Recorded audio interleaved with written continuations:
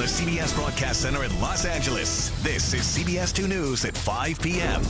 It is horrifying to know that during such a vulnerable moment in my life, I was in the hands of a predator. 2 women come forward with claims of sexual misconduct by a former USC gynecologist, and now hundreds call for the university president to resign. USC trustees issued their first public statement about the scandal rocking the campus. And CBS 2's Dave Lopez is live at USC with details on all of today's developments. Dave. Well, Pat, this alleged misconduct happened in the building behind me, the medical center at USC campus here. And you are about to hear from one woman who actually filed a lawsuit with her attorney today, claiming that she was mistreated. I am still in shock. She told a packed news conference that she remembers the date well, April 4th, 2016, when Dr. George Tyndall examined her at the USC Health Clinic. And she said he examined her without wearing any gloves. He didn't use a speculum or any other medical tools. And she was alone with him in the room. No assistant, no second person. He made me feel extremely uncomfortable and violated. At her attorney's office, she announced she's suing the doctor and USC. And 200 members of the USC faculty fired off a protest letter demanding some action be taken against the school president, Dr. Max Nikias. We want the Max Nikias to be replaced. If he's fired or resigned, that's of no consequence to us. But almost immediately, the school responded. This from the Board of Trustees. The executive committee of the board has full confidence in President Nikias' leadership, ethics, and values, and is certain that he will successfully guide our community forward. We were hoping that the Board of Trustees would take it very seriously, that such a large group of some of the most senior people in the university actually went out on a limb and wrote this letter and went public with it. I hope that this is not the final decision of the board. The controversy around Dr. Tyndall, a gynecologist at the Student Health Center on the campus since the 90s, continues to grow. What did USC know, and when did they know it? In an open letter to staff, faculty, and students, Nikias admitted that Dr. Tyndall had been under investigation for quite a while and that it was kept secret. And in his letter, Nikias apologized. Reportedly, USC was aware of Dr. Tyndall's inappropriate conduct before I was even born. Some of the complaints go back to 1991.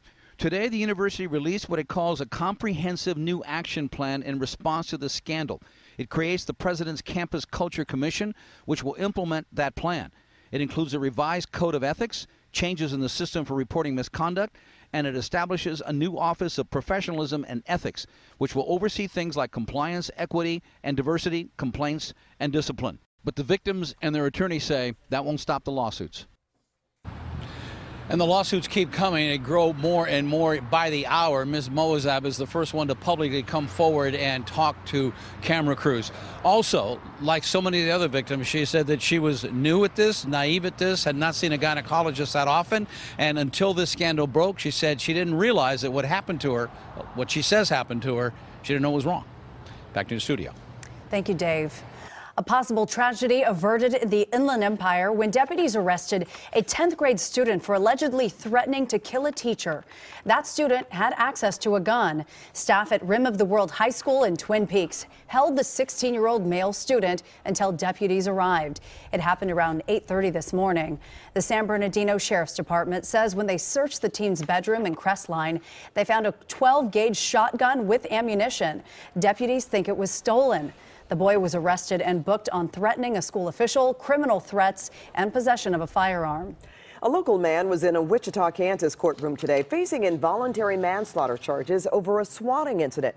Tyler Barris is accused of making the deadly swatting call last December. Swatting is the practice of making up a fake story that forces a giant police response.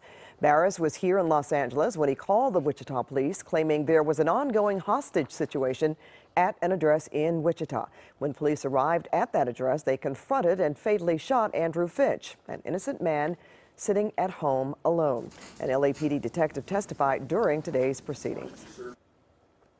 To cut to the chase, he confessed. It was reasonably straightforward. He claimed that he was contacted by the 2 other parties involved. Both of them provided him with the address. He was able to recall the address from memory. That detective then testified he recognized the voice in the call as Barris. The judge found there is enough evidence to move forward with the case. Barris will be back in court next month. Kilauea Volcano summit had 2 small but explosive eruptions in the past 24 hours. Well, the good news, ash plumes didn't spread out or exceed 10,000 feet. But the bad news, lava flows have come dangerously close to a geothermal plant on Hawaii's Big Island. Fissure 22 spewed lava and built cones up to 45 feet high. One lava fountain reached 150 feet. When lava reaches the ocean, it creates toxic steam called lava haze or laze. There's a steam release, there's many chemicals, but primarily hydrogen sulfide, a very deadly gas. It's not easy to predict where it's going to go and when it's going to get there. The volcanic activity has gone on for more than 2 weeks. Molten lava has destroyed dozens of homes and other buildings. A developing story in the investigation into Russian interference with our 2016 election. The New York Times reports a business partner of President Trump's personal lawyer, Michael Cohen, has agreed to cooperate as a witness in special counsel Robert Mueller's probe. Under the agreement, Russian immigrant Evgeny Friedman will avoid jail time by assisting prosecutors. Friedman has been Cohen's partner in the taxi business for years. He's accused of failing to pay more than $5 million in taxes and face tax fraud charges. Friedman was disbarred earlier this month. Saving the summit, that's the mission of South Korea's president. Yes, Moon Jae-in flew to Washington, D.C. to help smooth the path for a meeting between President Trump and North Korean leader Kim Jong-un. CBS2 political reporter Dave Bryan is here with more on the politics and the diplomacy involved. Dave? Hard to get any straight answers about this. There's nothing funny about it, but it does seem to be round and round we go. Will we have a summit? Nobody knows. Right. North Korea has threatened to pull out of the upcoming summit. South Korean President Moon Jae-in visited with President Trump at the White House today to find a way to make the summit happen. The meeting is scheduled, as you know, on June 12th in Singapore. And whether or not it happens, you'll be knowing pretty soon, but we're talking right now. North Korea raised the prospect of canceling the summit over objections to joint U.S.-South Korean military exercises and remarks made by National Security Advisor John Bolton when he compared Trump's plan to the Libya model. I think we're looking at the Libya model of 2003, 2004. We're also looking at what North Korea itself has committed to previously. Libya's government collapsed 8 years later after giving up its nuclear weapons, and leader Muammar Gaddafi was overthrown. President Trump says the U.S. will not go after Kim Jong-un if he agrees to a deal. He will be safe. He will be happy. His country will be rich.